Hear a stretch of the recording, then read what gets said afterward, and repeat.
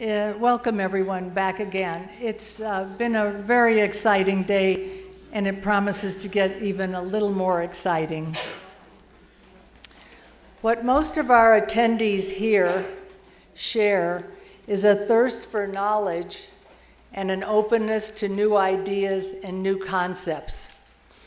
For example, for me, the most interesting thing I've learned recently, I heard about an experiment at Stanford where they gave the blood of younger mice to older mice. And in the process, the results were that the older mice, for the first time, began to not to show their signs of aging. And that really has such tremendous implications. You've seen implications we've had here for not impossible things. And I think there are coming many more.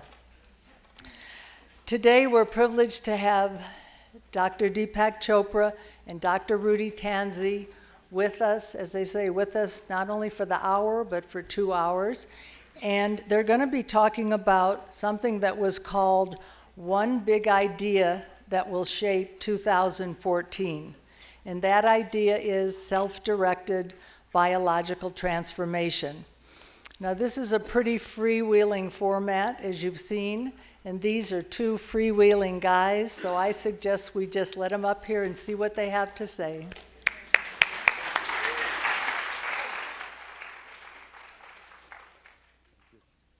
Okay, so I'm going to kick things off. So first of all, I want to congratulate Glenda and Aspen Brain Lab. I thought this was a tremendous morning, and I know speakers say that, but the session today was just, I thought, fantastic. I just want to give them a big hand.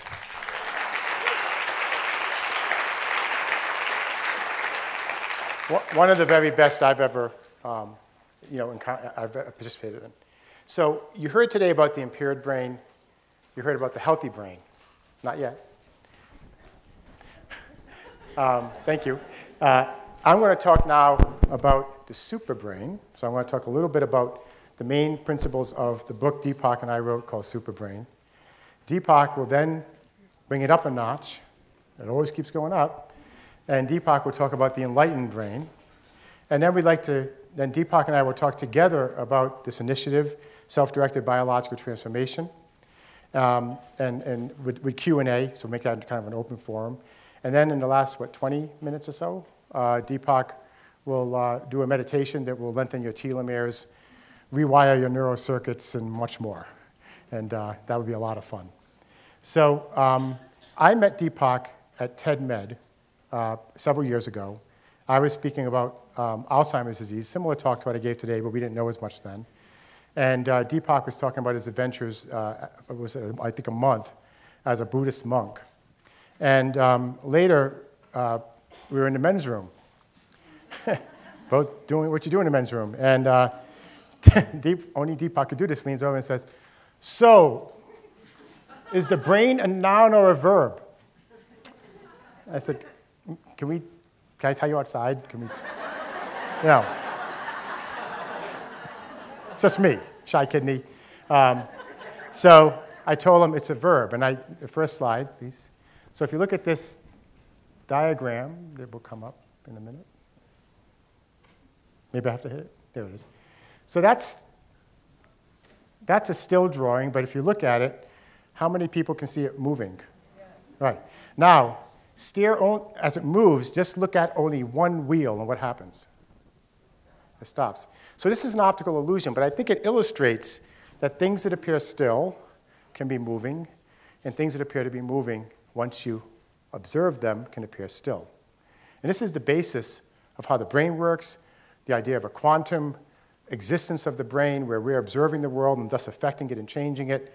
It looks like this is actually a still drawing. There's nothing moving there, okay? But the illusion is movement, and if you observe it, it's still. So the idea is that the brain, although we think of it as an organ that's still, it's actually incredibly dynamic. It's rewiring itself all the time. It's totally flexible thanks to neuroplasticity. Yes, there are some parts of the brain that control breathing and swallowing and the likes that are autonomic, and they're hardwired.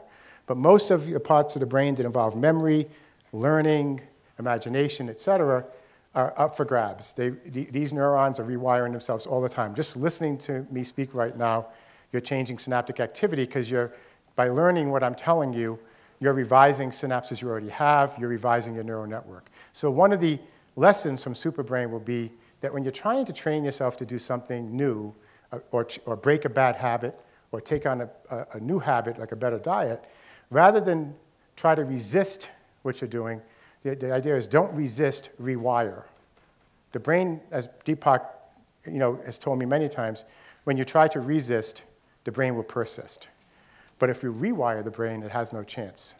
And you rewire it with repetition of the same act. And then we're going to tell you what those ideas and acts should be from this book that we wrote together called Superbrain. And it's this book, Superbrain, and now we're writing Super Genes. And I can just tell you that what neuroplasticity was for Superbrain, epigenetics is for super genes. And you heard a little bit of this already in this morning's talks, that you're not just your genes. You are the user of your genes. You're not just your brain, you're the user of your brain. And if you can really let that sink inside, that your genes are serving you. You don't have to just be a slave to the gene sequences you inherited. You don't have to just be a slave to the baseline instinctive habits your brain is trying to make you follow. You're in charge. But just like having a child who you're trying to train, too much discipline and too much control will often lead to persistence of the child doing the same thing. You have to revise, rewire, invent, guide, teach your brain how you want your brain to be. And it will rewire, with repetition, its own neural networks. So we started in the book with 5 myths about the brain. One was that the injured brain cannot heal itself. Well, yes, of course it can. And as we heard so well today, the spinal cord can as well. That's part of the central nervous system. There is regenerative property in the brain, and it's thanks to neuroplasticity. The brain is an amazing organ of regeneration. The brain's hardwiring cannot be changed. Well, neuroplasticity tells us otherwise. Aging in the brain is inevitable and irreversible. I like to think of aging of the brain as development. There's a developmental program. Your entire life, from one cell, embryo, infant, child, teenager, adult, elderly, the brain is developing. We call it aging because we don't like it. It's like, oh, my brain is aging. But really, it's one big developmental program of the brain, and it can take certain amounts of time to reach different stages in some versus others. The question is, how do we increase our brain's health span to match now what is the average lifespan? Okay, so let's think about the brain as an organ that develops your whole life, and how do we keep it as healthy as possible your whole life? And this is a really big part of what Superbrain's about. Brain loses millions of cells a day, and lost cells cannot be replaced. Well, it turns out that's wrong. In the hippocampus, the main area I was talking about that's involved with learning and memory, there's neurogenesis, meaning you make new nerve cells. And the number one way, we're sending a paper off to Cell, a journal called Cell, showing that we tried genetic ways to induce neurogenesis, new nerve cells being born. We tried drug chemical ways, and we also had another method, which was give the mouse a running wheel. And the running wheel blew away everything. And not only that, but in the Alzheimer's mice, this is unpublished data, that inducing new nerve cell growth with drugs and gene manipulation got new nerve cells, but it didn't make the mouse better. When the mouse was growing new nerve cells in the hippocampus because of exercise, some of the amyloid went away, some of the inflammation went away, a healthier neighborhood in the brain was induced. Nothing beats exercise. And finally, the fact that your primitive reactions overrule your higher brain, that we're just victims of our brain stem. Well, we'll get more into this. Obviously, that's not true. So we talk in the book about baseline brain versus super brain. Baseline brain is something you need. This is for minimal functions, breathing, heartbeat, respiration, having enough fear to avoid danger and survive, the desire for sustenance, shelter, reproduction. It makes sure you survive, but it doesn't necessarily make you thrive. The idea of a super brain versus a baseline brain is not just to survive, but to thrive.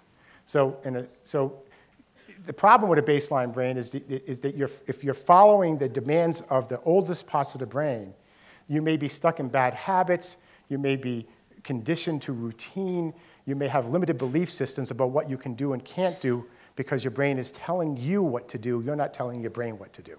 We're saying reverse that, do it the other way around.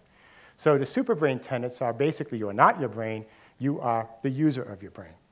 And my little daughter, she's 6, and she'll throw a temper tantrum at breakfast because the toast was hot when I put the peanut butter on, and the peanut butter melted. And she doesn't like that. So wait, Daddy, till the toast has to cool, then you put the peanut butter on so it stays peanut butter, not peanut liquid. Like, okay. And that's me, but that can be that information can be delivered as part of a temper tantrum. So then, and we've talked about superbrain, and when the show comes on TV, I don't know where she came up with this. The show sometimes will come on TV, Superbrain on PBS, and she'll run in front of the TV and say, "Daddies, I'm pooper brain, Daddy." So I say, "Lila." So anyway, that's okay. I don't mind that. So when she throws temper tantrums, I just say to her, "So Lila, are you using your brain right now, or is your brain using you?" "My brain's using me." I'm like, she says that. And I say, so that light inside, we talk about the light inside. That's the real you. Would it be angry? Could it get angry? No. Okay, can you please tell the light to tell your brain to stop being angry? Okay. And temper tantrum over. So we're trying to come up with the idea of using these tenets also to avoid temper tantrums in the house. So basically, I am always asking myself, and am I using my brain right now, or is my brain using me? And as I'll talk about in a minute, what part of my brain am I using right now? Or if I'm slipping, what part of my brain is using me right now? So in the real you, the argument is that the real you is that being who knows you have a brain. And when Deepak does his meditation, he will get you to know who that person is. So that real person, the person using the brain, who's observing what's going on, observing, as Deepak said, the sensations, images, feelings, and thoughts your brain brings to you, this is the self-aware being. So the cool thing is your brain, as it evolved, brought you the ability to realize you have a brain. If you take a cat and you have a cat look in the mirror, right, what happens? Does the cat see himself in the mirror? No. It's like, what's that? But a primate, a non-human primate, up to humans, they recognize themselves in the mirror, at least some primates. We certainly do. So your brain, and the idea here is that your brain is not to use you. Your brain is your ally. It's a powerful tool that you have to form a bond with. The super you, the aware you, the self-aware you, has to form a bond with your brain. And you need to always remember that your entire universe that you experience is being projected by 3 pounds of jelly, as Deepak puts it, sitting in pitch darkness in complete silence, projecting an entire world for you on the screen of the mind. You're in charge of your universe. Why? Because your brain is yours. And you just have to learn how to use it. So we kind of talk about the book as a user's manual for the brain. So you create and shape your own world, and this is a reflection of the self experienced in your mind. So this says that brain and mind serve self, the real you, but are not self. You are shaping your brain and the mind projected within your brain. And really, the brain and mind, as you heard from Deepak, are the same thing. So how do we do this? Well, first of all, I talked about this concept that when you're trying to break bad habits of the baseline brain, resistance leads to persistence, repetition of conscious choices leads to rewiring of your neural networks, revises the brain, so you need to make conscious choices to modify bad habits and work with your brain to make that happen. And the way to do that in one word is observe. Observe what your brain is doing. This is not a new idea. This is 2,000, 3,000-year-old idea that you are the witness of your sensations, images, and feelings and thoughts that your brain is bringing you. Your brain is bringing you these things. So let's talk a little bit about the evolution of brain, memory, and mind. I don't know, were you going to talk about this in your talk, Deepak? Okay. So Dan Siegel, who came up with this idea of SIFT, your brain brings you 4 things mainly, sensations, including images, feelings, and thoughts, came up with the handy brain, which is where you fold your thumb inside and cup your hand over. And in this case, this is the spinal cord. Down here would be the brain stem. Inside is the limbic system, short-term memory and emotion. And over the top is the frontal cortex, which is intellect, creativity, meaning, purpose, self-awareness. And these areas of the brain are all very different. Your reptilian brain is the brainstem. This is the triune brain model. It's It's 300 to 400 million years old.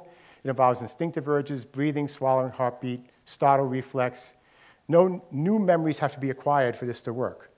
Everything's automatic. Fight or flight, feed. Deepak talks about the 4 Fs: fight or flight, feed, and reproduce. And that's what the I'm sorry, I'm stealing your jokes. I hope you weren't going to use that. But Deepak's my brother. If you can't steal from your older brother, who can you steal from? So there they are.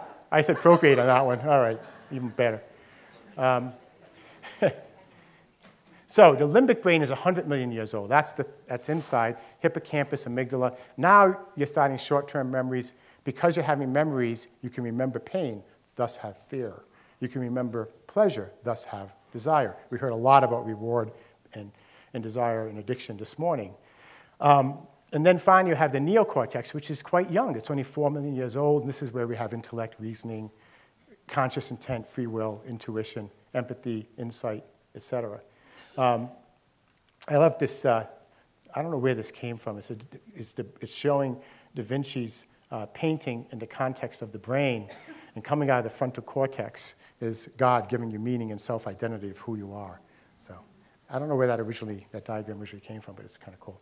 So this is the evolution of memory, okay? And I hope you can see the red bar down below. It says self-awareness, and it's getting stronger and higher and higher and higher. In the brainstem, basically, it's instinctive self, innate memory, and innate genes, innate genetics automatically allow you to know you have to suck on your mother's breast, that if you're scared, you run away, that you have to find food, that you have to reproduce. Then comes the limbic brain, and this is the emotional self, short-term memory. And now you see the first vestiges of fear and desire. And they are working together with the brain stem, which is promoting survival. You need to desire food as well. The neocortex now is the intellectual self, but also the self that has purpose and meaning, vision, dreaming. And what happens is, as our brain's evolving, together with our genes that drive this, you can see that self-awareness is getting stronger and stronger. So self-awareness is driving evolution. Our brain, our genetics that go along with it, is evolving to maximize awareness of self, starting with the brainstem, where there really is very little notice of self, all the way up to a neocortex, where you can dream and have vision and have real identity and meaning of who you are. So self-awareness then is the key to the quality of your world that your brain is going to bring you. As I said, your brain brings you sensations, images, thoughts, and feelings. They're perceived through your mind. So let's take this example that Deepak used in the book. Now, when you see a lemon, photons, which as you heard are colorless, bounce into your eye, and you have electrochemical signals that show you the shape of a lemon, and you see it's yellow. And you say, basically, that I see a lemon. You wouldn't say, I am a lemon, right? The brain is bringing you the image of a lemon. It's one of the things the brain brings you. Remember, sensations, images, feelings, thoughts. You say, I am a lemon. I mean, you say, I see a lemon. You wouldn't say, I am a lemon, right? Now, when someone gets you upset, let's say someone takes this lemon and they throw it at your head, right? And they whack you in the head with it. You feel pain. Your brain brought you pain. And then you get upset and you say, I am angry. I am angry. Well, what did your brain do? It brought you the feeling of anger, just like it brought you the image of the lemon. That's the brain's job. Saying I am angry is as foolish as saying I am a lemon. It's just what your brain is delivering to self-aware you. So if you observe what happens, you turn the lemon into lemonade. I just made that one up. And so the idea is to always observe what your brain is bringing you, and you make the decision about what you want to do with it. Don't just let your brain drag you into it, because that's what the brain's going to try to do. So likewise, when you have a cold, you don't say, I am a cold. But when you feel depressed, you say, I am depressed, as opposed to, I have depression. Well, the issue is that I am is a very powerful statement. If you say I am something enough with repetition, your brain will believe it. So you have to be very careful with the words I am. They're very powerful words, and you want to use them very carefully. So if we get basically to the end here, brain, mind, and self, your brain, as you heard, consists of billions of nerve cells, hundreds of trillions of connections. That's your neural network. Your neural network is reshaping itself all the time in response to actions, thoughts, words, feelings. And thanks to neuroplasticity and the genetics that goes with that, epigenetics, you can shape your world, and this is what Superbrain was about. Supergenes, as we're writing it now, will focus on epigenetics the same way. So we basically are shaping our neural network. We're in charge. Your neural network brings you your world. You're in charge of shaping it. So be very, very careful about how you use the information. The brain is delivering the real you, the self-aware you. This isn't just mind over matter, brain over mind. This is self over brain and mind. Let your brain and your mind serve you, going well beyond mind over matter. And I'll just end with a great quote as we get into the next talk by Deepak on consciousness and enlightened brain. A human being is part of the whole, called by us universe, a part limited in time and space. He experiences his thoughts and feelings as something separate from the rest, a kind of optical delusion of his consciousness. So it was a bad hair day, but he knew what was going on. And I'll just leave you with, just remember, at any given moment of the day, ask yourself first, what part of my brain am I in right now? My reptilian brain? My limbic brain? I know people who just live in their intellectual brains. I'm at Harvard. It's not fun. I know people who live in their intellectual brains, and then they go to a meeting about a project, and they just volley back and forth between the brain stem and the intellectual brain, skipping that limbic system. That's really not fun. So know where you are in your brain, and know that's your brain serving you, or ask yourself over and over, am I using my brain, or is my brain using me? Thank you.